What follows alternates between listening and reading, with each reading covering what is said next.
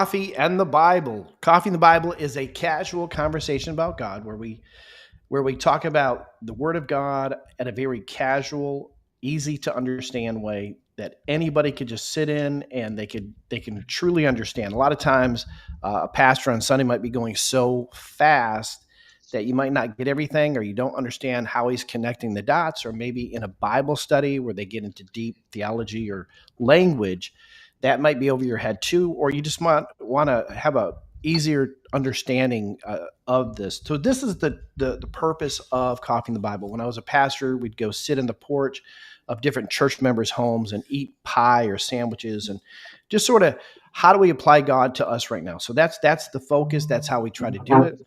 If you think of a way that might be easier, let us know in the comments, and we'll include all of that. We have at times put the scripture on the screen. We have at times used videos to explain things. So anything that you might need, we can participate in. We can have up to 9 people. We have 3 today, but we can have up to 9. If you want to participate, you just let us know. But right now, get your Bibles and a cup of coffee or tea or soda or water, and we'll see you back in a minute. Welcome to the Coffee and the Bible podcast, where we brew thoughts and pour over the scriptures. Brian, I was going to ask you. Join us as we explore faith over a cup of coffee, diving deep into discussions that matter. You were eating noodles. Visit our website for more content at rumble.com/fuller. Get ready for enlightening conversations that inspire and uplift.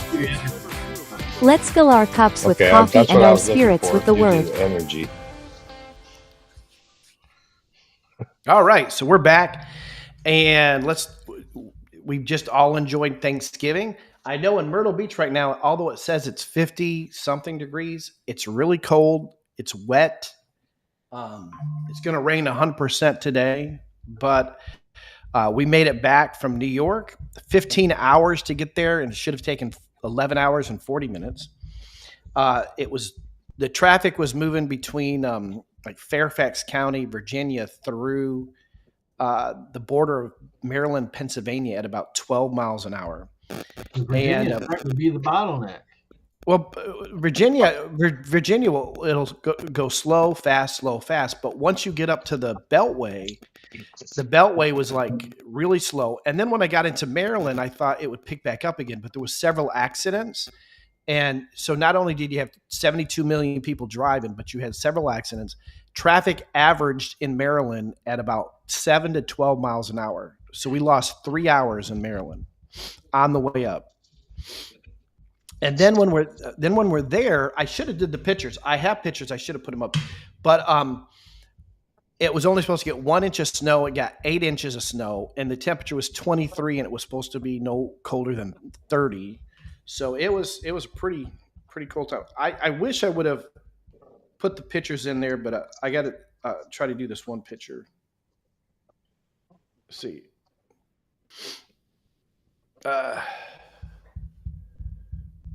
Dory getting ready to go hunting, and you could. It's like an Eskimo. Yeah. And her country is hot all the time. So yeah, she was. But she was a big sport because they were her and my sister were up in the tree stand for 4 hours in the morning and 4 hours at night and 4 hours at night the night before. So they went out there 3 times.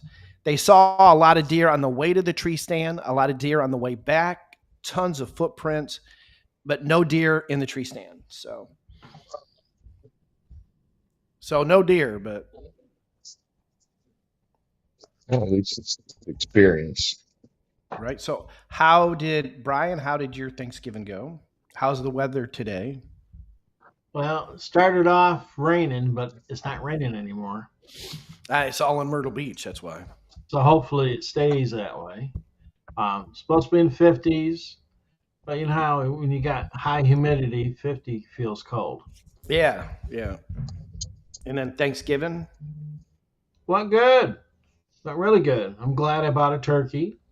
Well, I'm glad you bought a turkey. It's Thanksgiving. Well, the big question was who's going to make, Thanksgiving dinner. So who made it? Me. Well, you, okay. I can't say that I did because I didn't. I helped by staying out of the kitchen. So Robin and Dory made it, but the ham they had was a pig they slaughtered. The turkey was a turkey they slaughtered. Now, okay, the funny story is they had 2 turkeys. One turkey followed Robin around its whole life like a dog. And if she'd call it, it'd come running. And if she's walking around, it'd be glued to her leg. And she even named the turkey. So it was a pet. It was going to stay. It was going to be a lifelong, never used for Thanksgiving turkey until she ran over it with her truck. Oh. Oh, poor turkey. So they ate the other one, but it was good. So anyway, all right. So Chappie, how was Thanksgiving? It was great. I had my sons over and my granddaughters, and it was a beautiful day. It was nice and sunny, and it was cold though. It's been cold, starting to get cold up here, and old man Winter's keeping his nose around here. It's just I'm ready for it though. It's nice to come out there with the cold.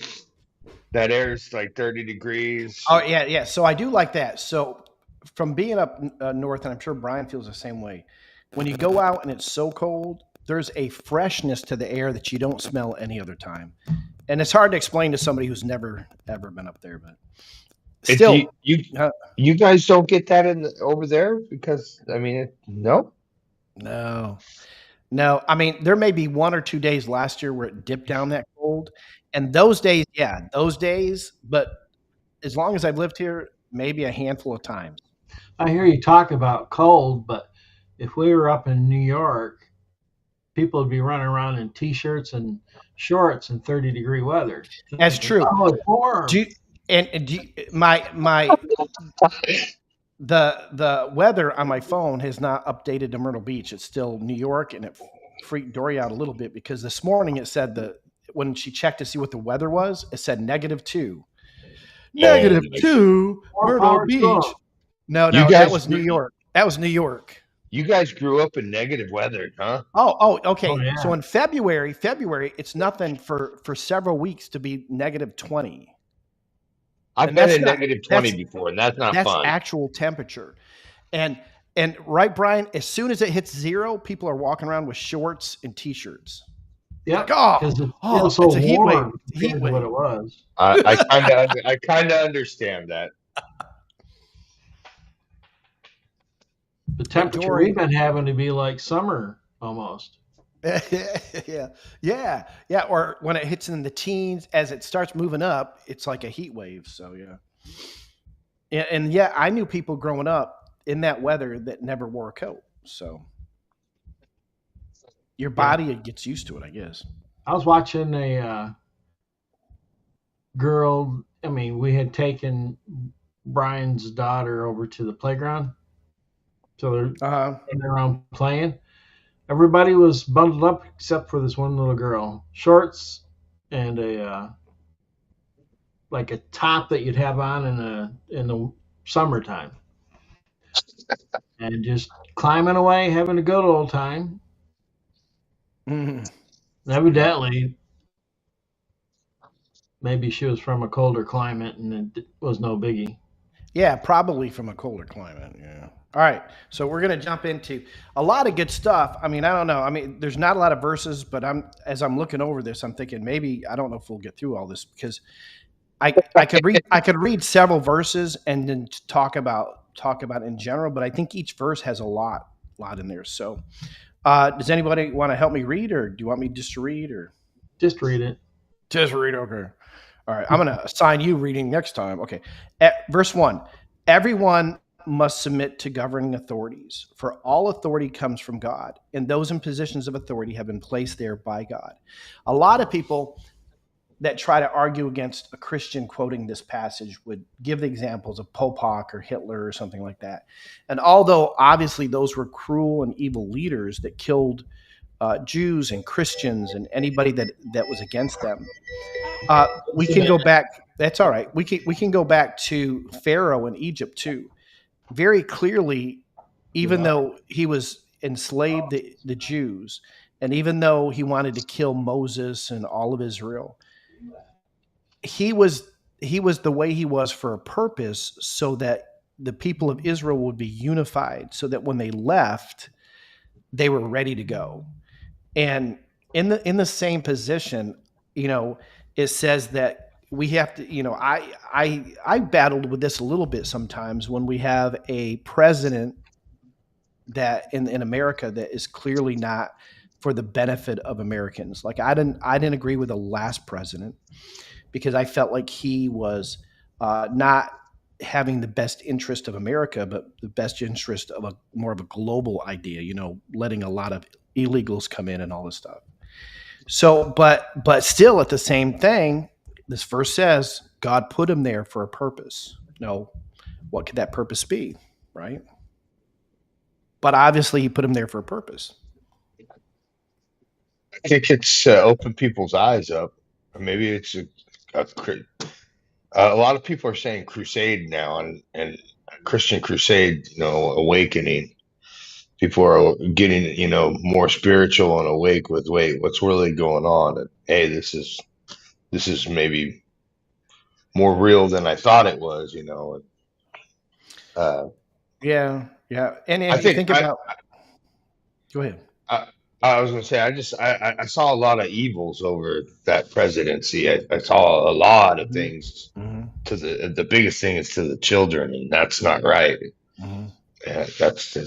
Yeah, it just opened my eyes a little bit more and brought me back to where I am now. Yeah, and a lot of people, it did the same thing. I know a lot of people that were back in 2020 hated Trump, didn't vote for him, said horrible things about him, but in this last election, they voted for Trump.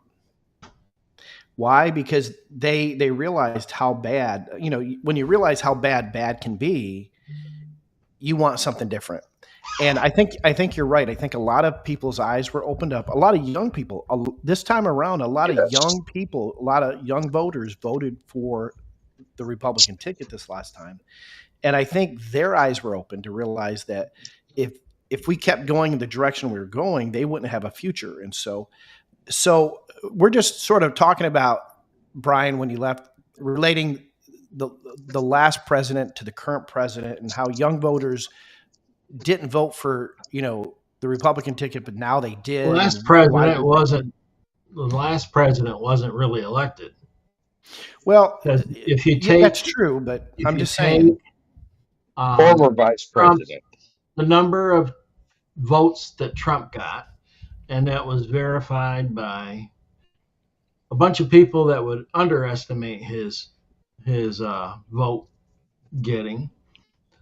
To the other side, when if you were to subtract that from the total number of registered voters, the most votes Biden could have possibly had is like 49,000 or 49 million. And, 49 million is not 84 million. No, well, and I agree. We're not disagreeing with that. We were just talking about the fact that even a bad leader, if he's there, whether he won it on his own fruition or not, verse 1 says that God has put every leader there for a purpose. And just like the Pharaoh, let me finish. Just like the Pharaoh in Egypt was bad, but he was there for a purpose so that Israel would know it's time to leave when it was time to leave. And as bad as think about it. Was the leader though? Yeah, but think about it this way. And Trump has said this too. But Trump has said this too. If he would have won in 2020, then he wouldn't be able to do all the good stuff he's doing now, because he'd have everybody against him. But the last presidency was so bad that even people that voted Democrat last time voted Republican this time, and they're ready for something better. So I think the bad was important because it allowed the good to happen now. That's all I'm saying. I see what you're saying, and I see what you're saying with all the people coming into the country, almost like the Tower of Babylon, where everybody was trying to get to God, and then God changed the language. Am I correct on that one? Yeah. So he said, go out and populate the world. And they said, nope, we're going to just settle and hunker down right here. And we're going to build a tower to heaven and da. And God said, no, I didn't say that. So we confused the language. And that's when they spread all over. And there was like 6 major language groups that all language in the world is reduced down to those 6. And so, yeah. I think that's where it needs to go back to. Yeah.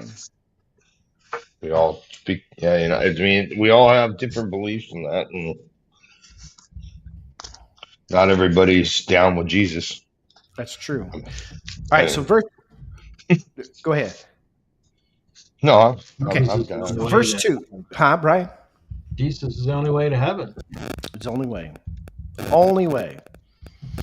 So, and that's another topic too. Some people get caught up in everything except for the faith in Jesus. Even people of different faith traditions that all claim to be Christian often will argue everything but Jesus. So, I mean, we can talk about this, or we can talk about history or scripture, but unless you're talking about Jesus, it doesn't matter.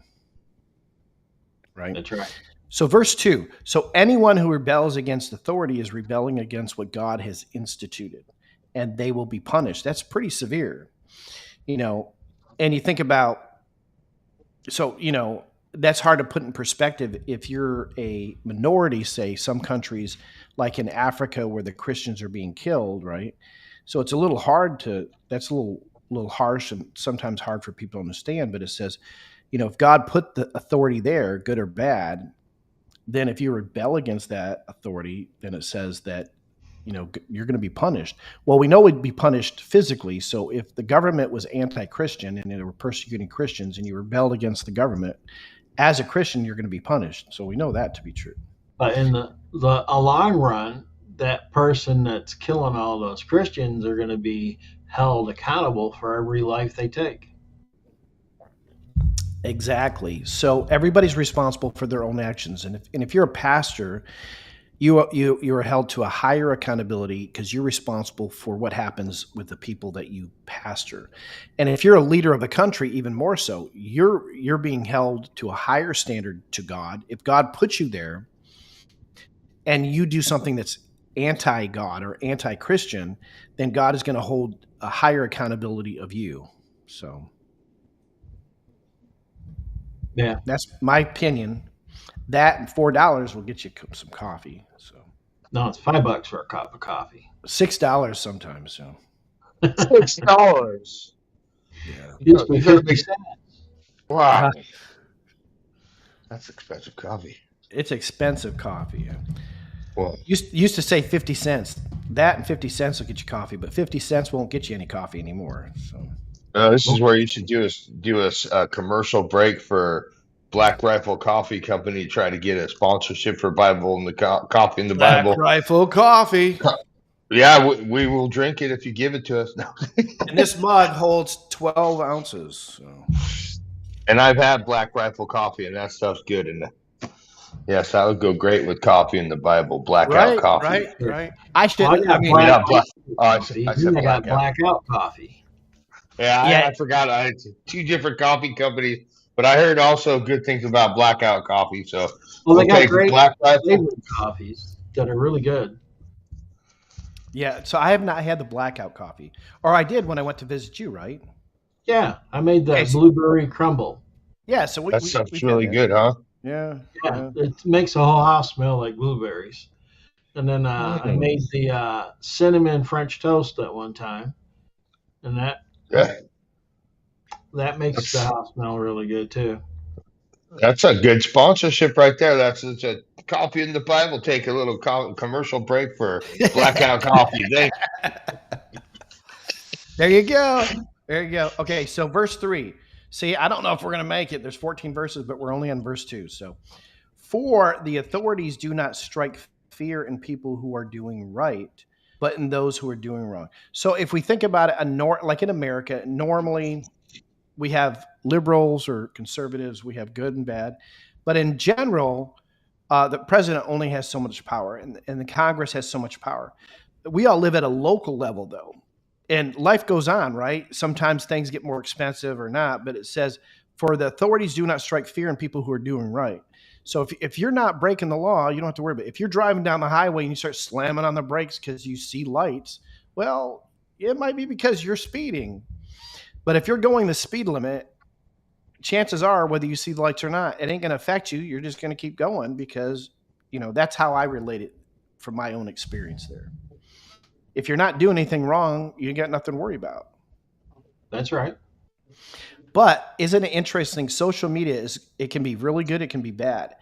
And I was just talking to, matter of fact, last night, Ron was over. He's a retired chief of police of Fairfax County, Virginia, or assistant chief. And we were talking to a prosecuting attorney for Georgetown County last night. And they're building a new prison. They're going to give us, Ron and I, a tour of the new prison. So that's nice. Courthouse. I don't know. As long as they don't leave us there, As long as the doors are open the whole time. As long as they open. But we were just talking about all of that and how people. I lose my chain of thought, but basically, if you're not doing anything wrong, you shouldn't have to worry about anything. And it's interesting that people will. Oh, I remember how social media is trying to taint people against law enforcement. When we were growing up, we knew that if you saw a police officer and you're in trouble, you're going to go to the police officer.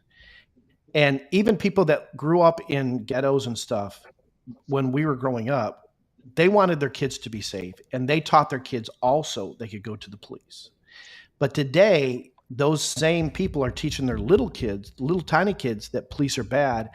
And so, that's what we talked about, how even now, not only like if you try to, a police officer will try to talk to somebody, people yell at them and scream at them and spit at them. They'll try to kick them in the back of the head in the police car when they're driving them to jail. All these things. Even she said, as a prosecutor, that in the hallway where they're sitting waiting to go before the judge to see if they could get bail, they're vile and loud and obnoxious and banging and cussing. Are they going to get bail? I don't think so. Yeah, never. Yeah, so it's just weird. But so verse 3. So the authorities do not strike fear in people who do right, but those that are doing wrong. Would you like to live without fear of authorities? Do what is right, and they will honor you. Right? It's real simple. If I'm not speeding, I don't have to worry about the lights coming down the highway. True. Pretty simple. Verse 4. See, it's just Need one of those flying cars. Huh? Need one of those flying cars. See, and if I had a flying car, I'd purposely ride above the street and I'd follow the GPS. And when traffic's going zero, I'm gonna just because. There's no speed limit in the air, right? How are they gonna pull you over? Drones. Yeah, drone. They'll come after you with a drone. like Jetsons. Yeah. Wow, that's something.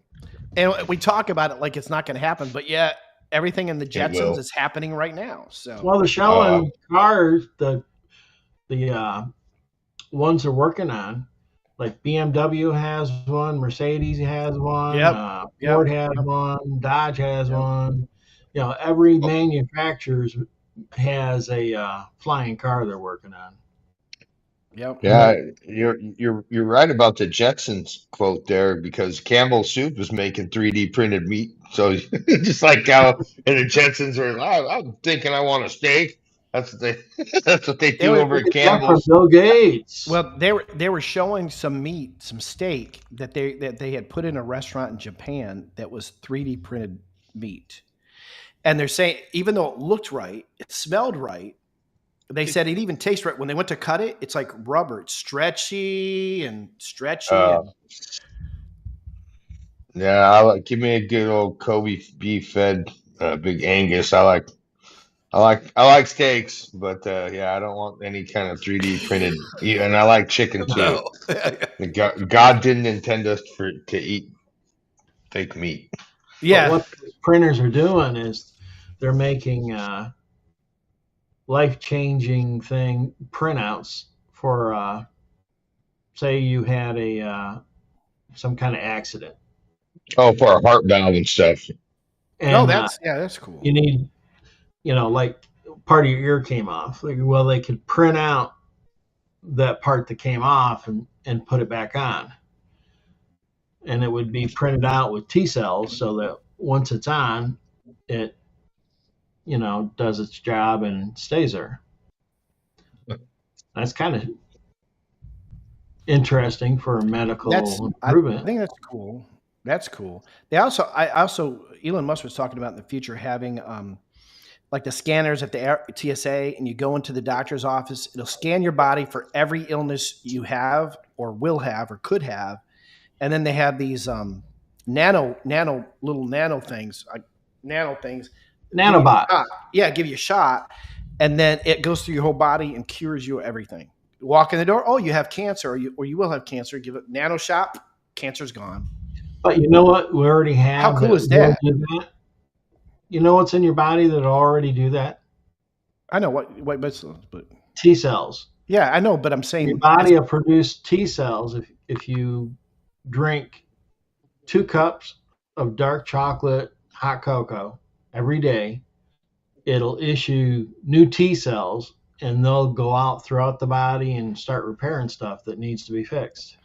Well, I always add a half a teaspoon of dark cacao to my coffee every morning, and cinnamon. So I just like it half and half. Is that? Yeah. When you say cacao, I listened to a guy talk about cocoa. He grows it, and the plant was called cacao, the thing on the plant, but the actual stuff that they have for chocolate was called cocoa. I don't know. My wife is a chef, and she says cacao, so I'm going to go with the professional. So I expect to see something in black and white if it's a cacao. Oh, all right. Okay. Ha ha ha ha. All right. I guess it could be black Angus drink. All right. I got you. Okay. So verse 4, for the authorities are God's servants sent for you for good. But if you are doing wrong, of course you should be afraid, for they have the power to punish you. They are God's servants sent from the very purpose of punishing those who do what is wrong. Now, again, it doesn't excuse a leader that's horrible and they're out to kill Christians or anybody else. That doesn't excuse that kind of leader. But we don't really deal with that kind of thing here. And so, if you're not doing anything wrong, nothing bad going to happen to you. Although we do see bad things happening to good people. That happens. So, but that's not what Paul's talking about. Again, he's talking to, I think it's interesting, he's talking to Christians in Rome, and Rome is getting ready, when he's writing this, to start punishing Christians. They start putting them in the Colosseum. They start killing them. So he's almost like he's telling the Christians, hey, even though maybe Paul didn't know what was going to happen because he had died before that big persecution occurred, it wasn't until they destroyed Jerusalem in 70 AD that they started the mass persecution of Christians. So, but yet he's writing to Christians that are in Rome that are probably most likely going to be persecuted. So, and he's saying, if you don't do anything wrong, then you don't have anything to worry about. So I don't know. But it doesn't mean bad things aren't going to happen. But that's not in relation to the authority. That's in relation to Jesus. No, this right here. If you've done anything wrong, then you're willingly accepted into heaven. Yeah, you can make the application, and later he makes that connection. But right here, he's talking about physical government officials. He's not talking about our relationship to God here. He's talking about, okay? So verse 5, so you must submit to them, not only to avoid punishment, but also to have a clear conscience. Verse 6, pay your taxes. It's not talking about relationship to God here. Pay your taxes for the same reason, for government workers need to be paid. They are serving God in what they do. Give to everyone what you owe them. Pay your taxes and government fees to those who collect them, and give respect and honor to those who are in authority. So he's talking about, as a Christian, you should not be rebellious. So you can't say, I'm a Christian, but I'm anti-government. You can't, you know what I'm saying? Because a lot of liberals on the left will say, well, if you're a Christian and you love your country, then you're a Christian nationalist, and that's like the worst kind of person in the world. Well, no, you can be a Christian that honors God, but you can also be a person who loves your country. They're not mutually exclusive. That's all I'm saying. Yeah, and what they're trying to make it sound like when they say Christian nationalist is they're trying to make Christians sound like, whack jobs that need to be corralled up and gotten rid of. Yeah. And that's their whole purpose for that. And there's never been a term thrown around like Christian nationalism ever until right now where everybody's running amok. God, family, country. Yeah. That's like the foundational principle of the founding fathers. And somehow being a patriot in the same spirit, because they were all Christian men. And a lot of times, if you study the Revolutionary War, a lot of the militias were led by the pastors. The head of the militia was the pastor, and the men in the militia were the men of the church. I mean, that's how closely it was related to their faith. Yeah. So verse 8 turns the way where you're thinking, Brian. It turns back to God here. So it says, owe nothing to anyone except your obligation to love one another. If you love your neighbor, you will fulfill the requirements of God's law. Now, what does it mean to love your neighbor? Now, Jesus said, hey, the greatest commandment is to love God and to love your neighbor as yourself. But what does it mean to love your neighbor? Treat your neighbor as you would treat yourself. Okay. That's what my first neighbor I've only had one neighbor change out. And the first guy that lived there, he was more of an alcoholic, kind of a jerk, but I didn't, I wanted to beat him up a couple times, but I didn't.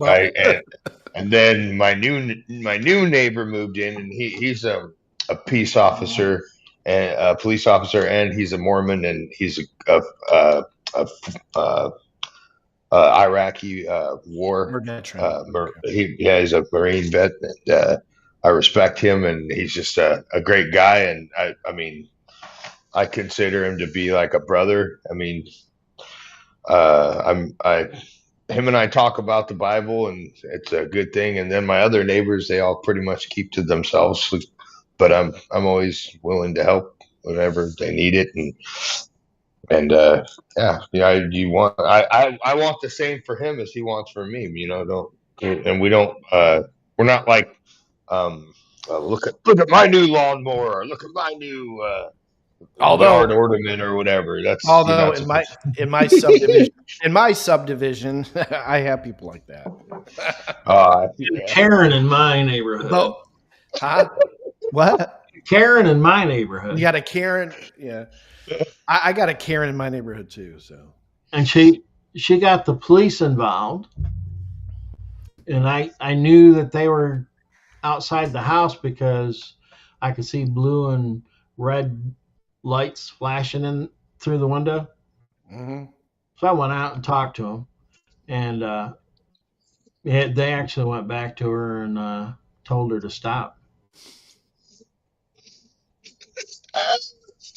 They can't be wasting a police officer's time for stupid stuff that could be settled, a dispute. Oh, your dog pooped on my lawn. I'm calling the cops. Come on. Mm-hmm. Come on. They put dog poop on the truck one time. I cleaned it off, and within 2 hours, I had more dog poop on the truck. On your truck? Yeah. And then, no, that's a different story. They had one of the fuel lines going to the engine. The bracket was loosened up so that it would leak while you're driving. So I had to tighten that back up. And it was going on and on and on. I was telling this policeman when he came up about her complaint and told him all this stuff. And he says, well, you need to file a complaint with the police. And I says, well, I'm going to, and I'm going to file it for vandalism.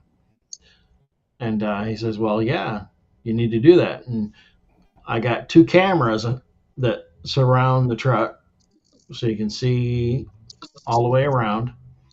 And if anybody messes with it now, I got a video I can take to the police that'll catch it.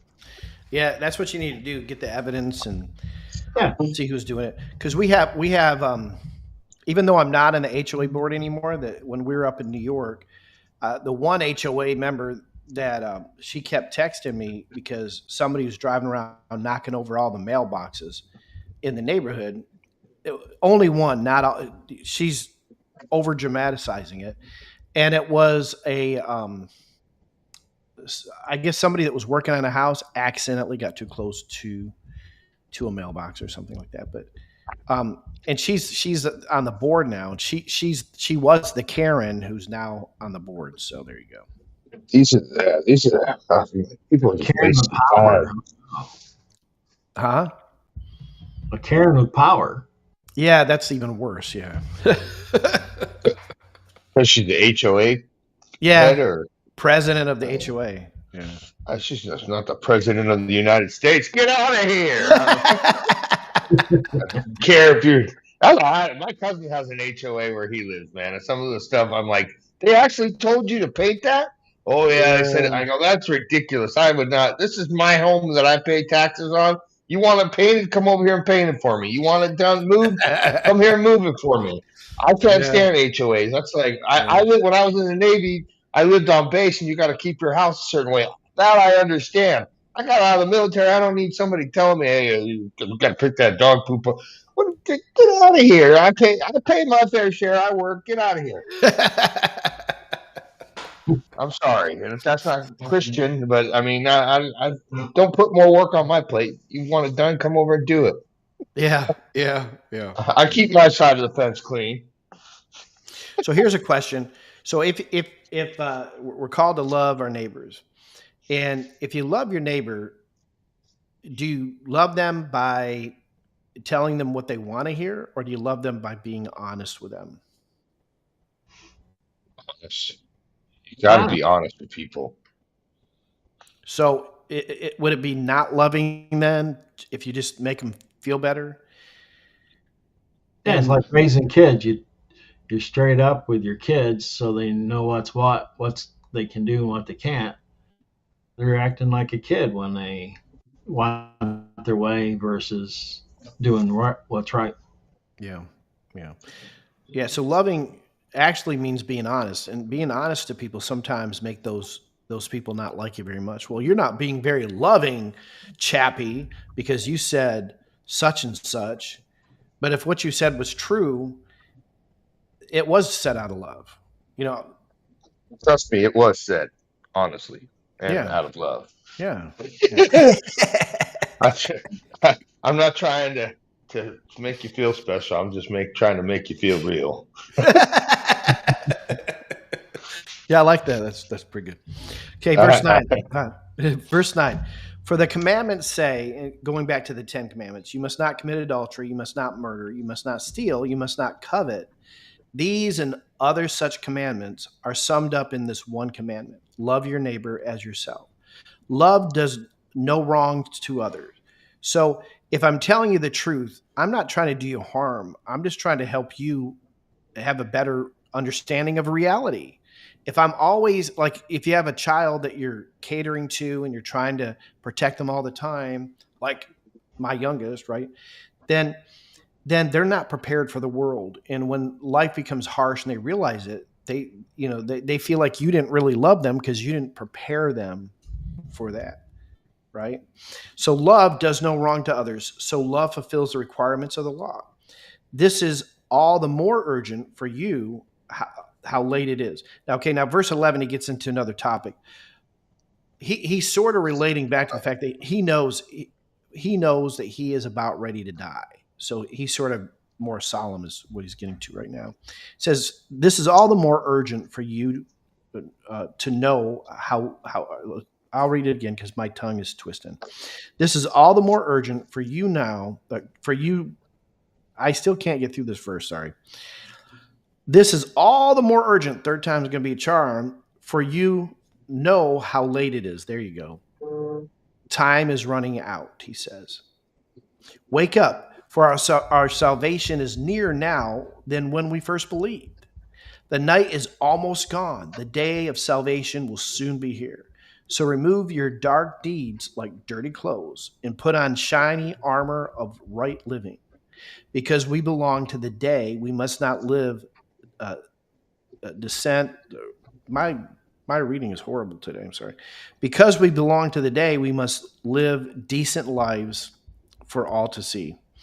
Don't participate in darkness of wild, in parties and drunkenness, sexual promiscuity, immoral living, quarreling, fighting, jealousy.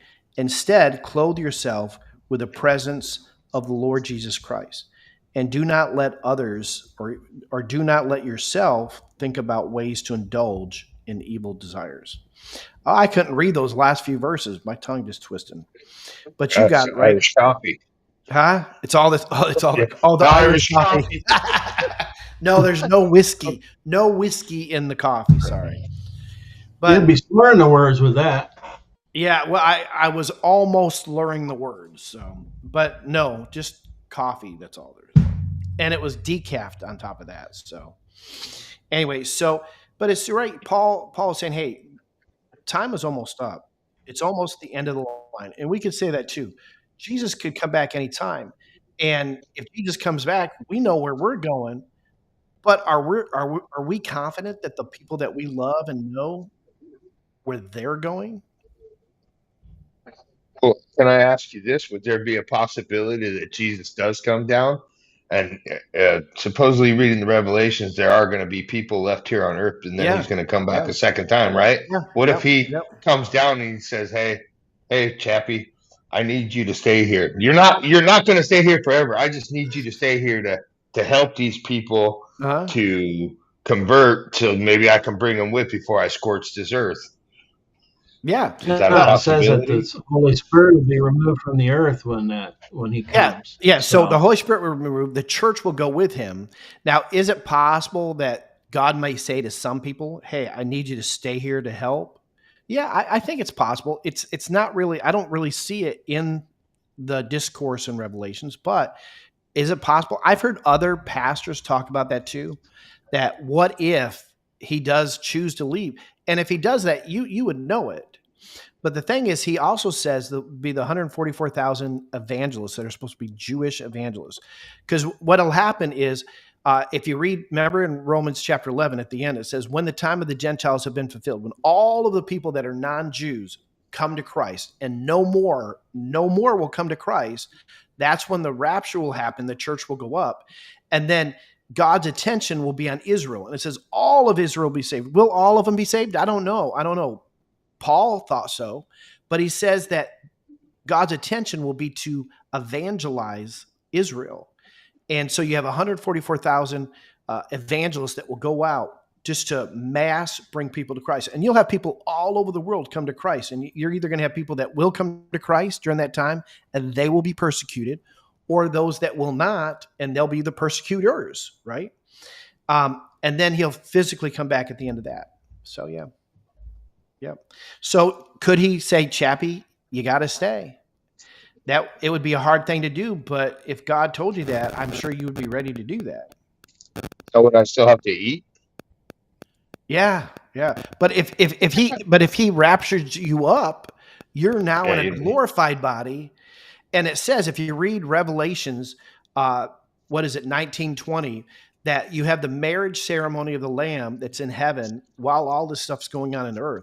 And then when it says that Jesus comes back at the end of that wedding feast in heaven, he comes back and it says those that come back with him are clothed in white. The only people described in Revelation as clothed in white are the redeemed Christians. So the church that's raptured up are the ones that come back with him. And remember in Acts 1, the angel says, why are you looking up in the sky? He's not there anymore. I'm sure he didn't say it like that, but he says he's going to come back the way he left. And so when he physically comes back, the whole world's going to see him come back, and he's going to touch down. He's not touching down in New York City or LA or Mexico or France. He's going to touch down in the Mount of Olives overlooking Jerusalem. That's where he comes down at. Anyway.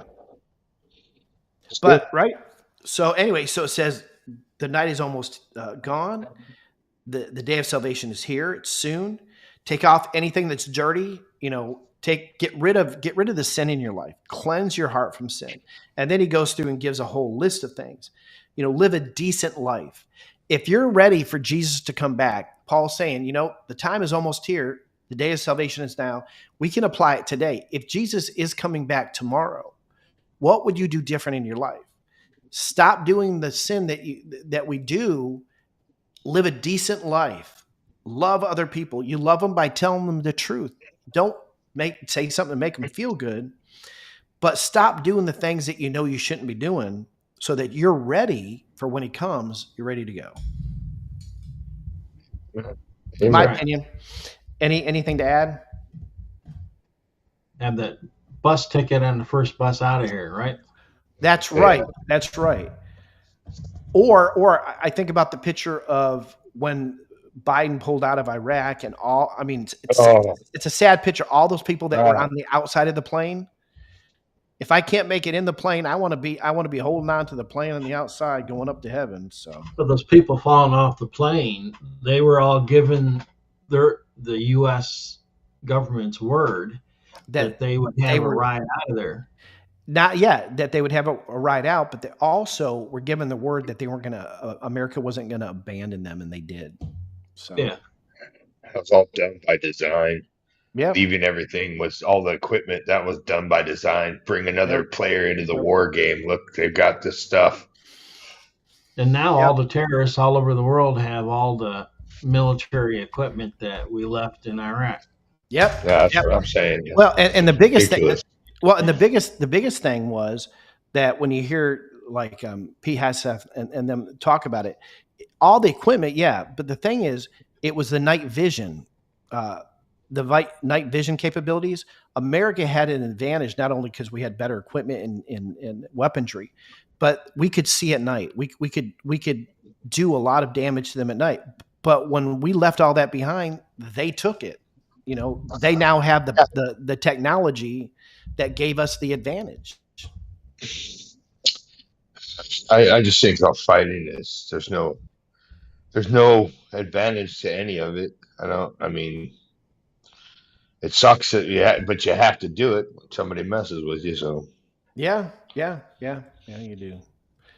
All right.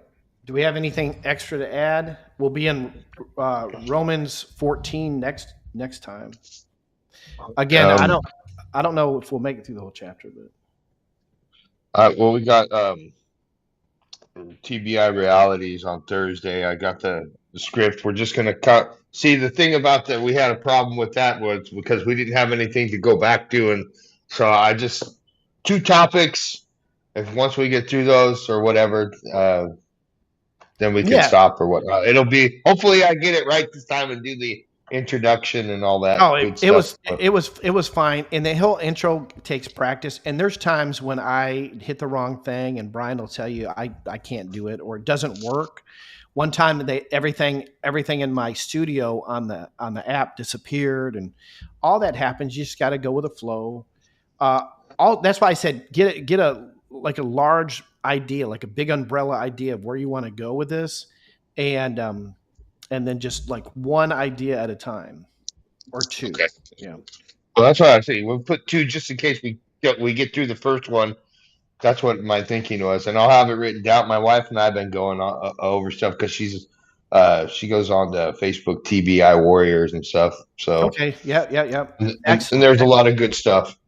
Excellent. Okay, so that will be Wednesday or not Wednesday, Thursday at 11 Eastern Standard Time. So the same time as this, but on Thursday. And so if you want to participate, let Chappie know, and then I'm sure we can have up to 9 people. You can join the conversation if you want. Yes, sir. All right. And I'll try to get I'll take your promo video for that next week, and I'll play it at the end of this one so that they can see the promo before we exit out. Okay. All right. So I'll see you guys Thursday. All right. See you guys. Have a wonderful day. Peace.